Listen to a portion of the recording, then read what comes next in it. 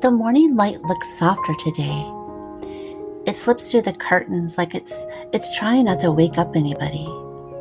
The kind of light it makes you pause halfway through making your coffee just to notice that it's resting on the counter.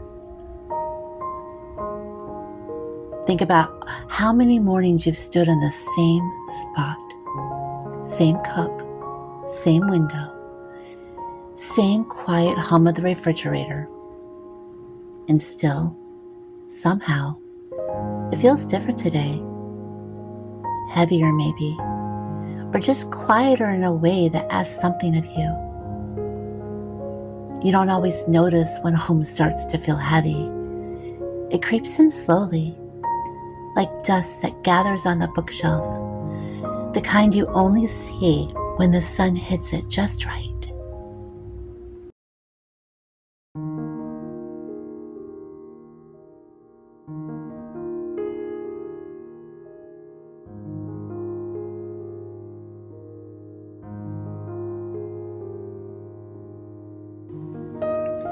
One day you're folding laundry and humming along to the radio, and the next, you're staring at the same stack of unfolded towels, wondering why even that feels like too much. You tell yourself that it's just a tired day, but it lingers. And suddenly every little thing feels loud. The faucet dripping, the floor squeaking, the sink full of dishes whispering, "You should have done this yesterday." You know that feeling, the quiet ache of it.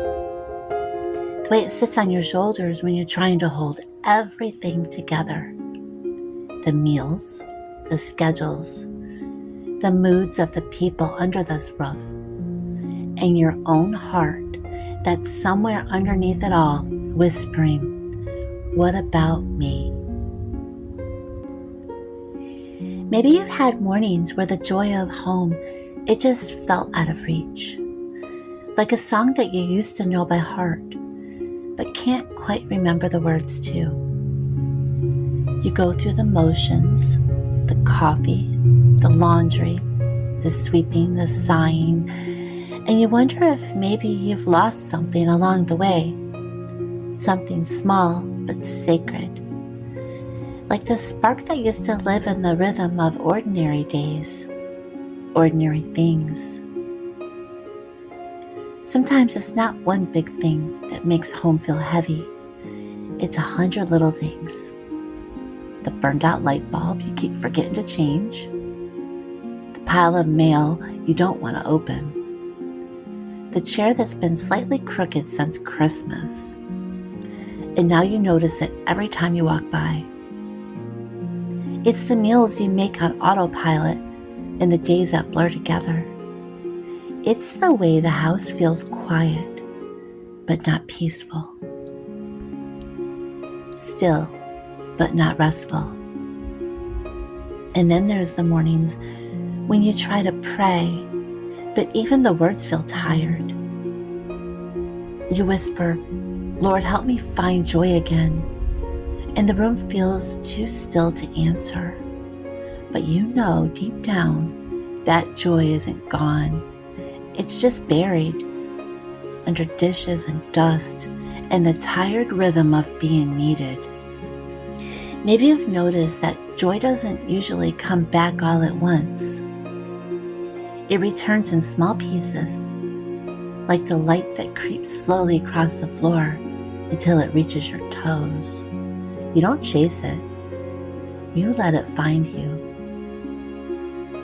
You start by noticing again the smell of coffee, the way the morning sounds before anyone else wakes up, the hum of the heater, the creak of that one floorboard that drives you absolutely crazy, but also lets you know you're home. Joy lives in those details, in the places that never stopped being good. You just stopped seeing them. There's something sacred about choosing to notice again. You can't fix everything at once. The piles, the mess, the moods. but you can choose to open your eyes to what's still beautiful. That's the quiet rebellion of a homemaker with a tired heart. You keep showing up, even when you don't feel like it. You keep creating warmth, even when your own soul feels cold. Some mornings, joy feels like the first sip of hot coffee after it's gone cold twice already. You reheat it, roll your eyes at yourself, and smile because it's such a small thing, and yet somehow it helps. Or maybe it's that moment when you finally open the curtains and the light surprises you. Soft, forgiving, like it's been waiting for you to look up. That's joy too. It's quiet, it's patient. It doesn't demand attention. It just waits. You've probably had those days where nothing goes right. The dinner burns. The laundry shrinks. The floor collects crumbs faster than you can sweep. And in the middle of it all, you hear that voice in your head. The one that says you're failing, that everyone else seems to do it better, cleaner, calmer. But the truth is, no one has a spotless home and a peaceful heart all at once. You can scrub a sink till it shines and still feel empty. You can serve dinner on time and still feel behind. You can love your family fiercely and still feel invisible some days. You are not doing it wrong. You're just human. And sometimes being human means admitting that the weight of ordinary life can be so heavy, even in the most beautiful home.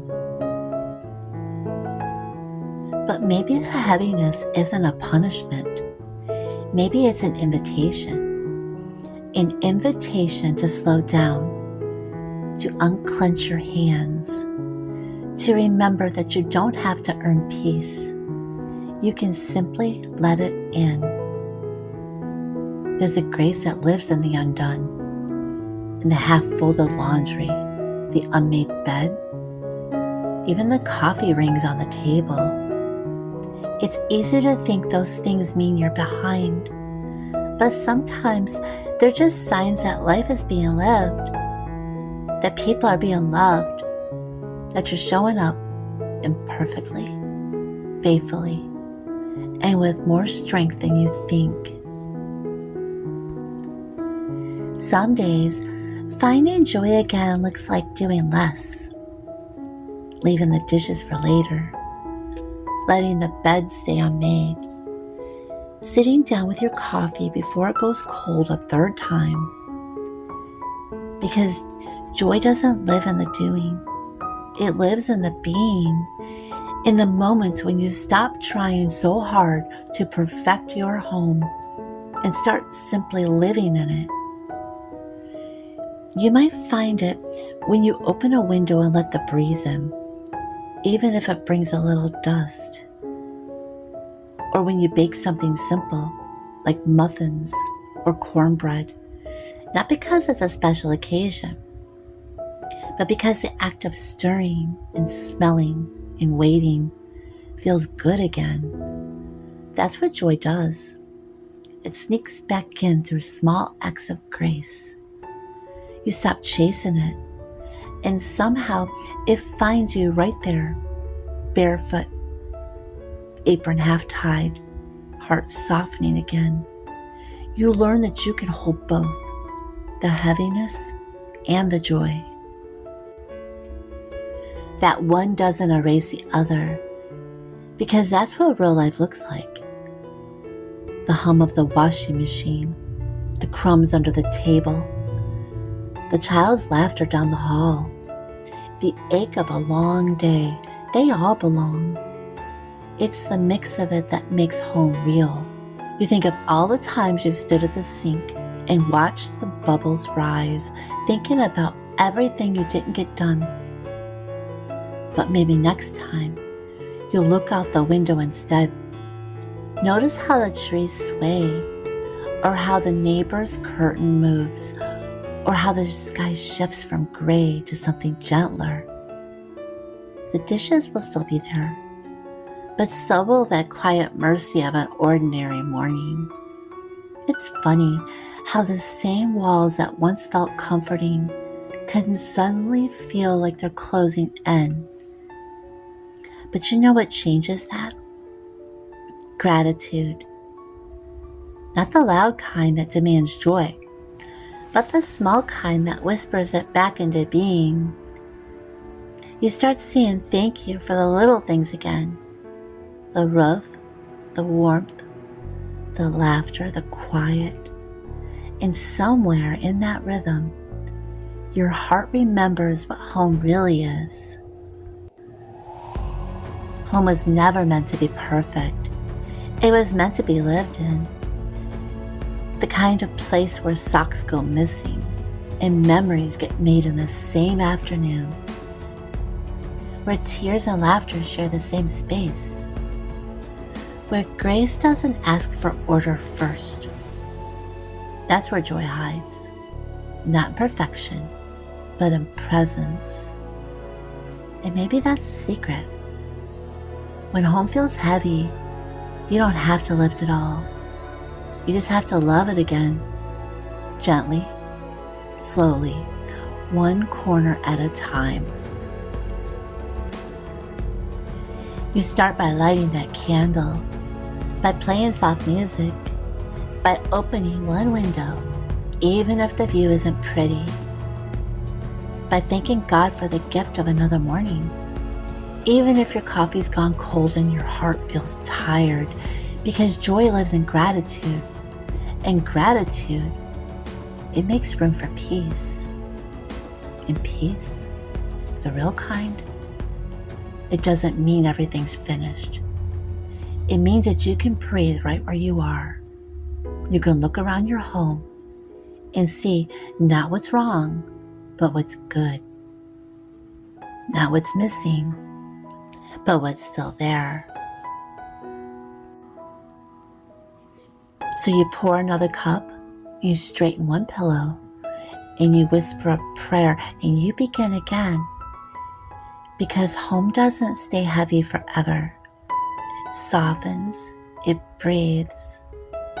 And when you choose to see it, to really see it, you realize the joy never left. It was just waiting for you to slow down long enough to notice it. You'll still have those days when everything feels too much. But you'll also have mornings like this, where the light spills in just right, and you remember that every new day is another chance to fall in love with your home again. Not for what it looks like, but for what it holds. The laughter, the prayers whispered over kitchen sinks, the quiet meals, the small mercies. That's what home is. Not perfect, not polished, but full. Full of grace, full of stories, full of you. So let it be what it is. Let the mess tell its story. Let the quiet teach you something about stillness. Let the light move through the house, and don't rush it. This is your home, your sacred, imperfect, beloved home. And on mornings like this, when it all feels like too much, you can remember you don't have to carry it alone. You can set it down.